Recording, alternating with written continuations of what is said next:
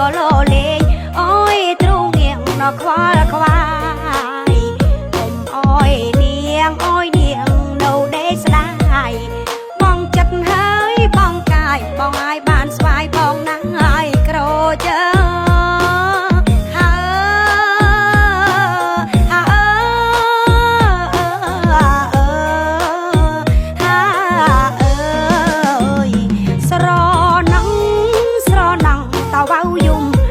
ចិត្តនាងងាវ៉ាទួធំនឹកពុកแม่នៅក្រលួចដេកស្ដាប់សលេងសិនលេងប្របងអួយពីរស់ហើយក្រលួចអរិតតែណាឡាយ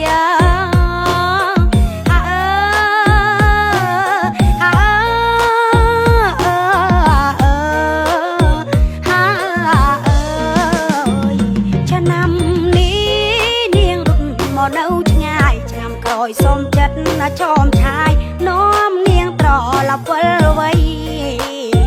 ទៅលុតជង្គង់ក្រាបក្បាលនៅដល់ដីសុំទូមណាយស្រីឲ្យគាត់អភ័យឲ្យយើងផង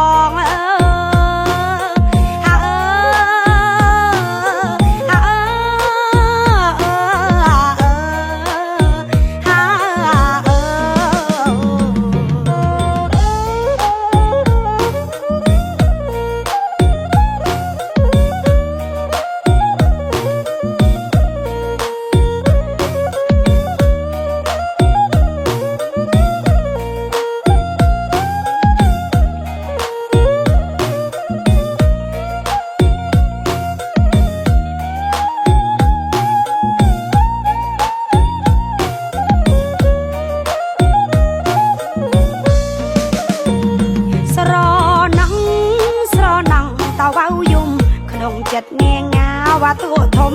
នឹកពុកแม่នៅក្រលួចដេកស្ដាប់សលេងសិនលេងប្របង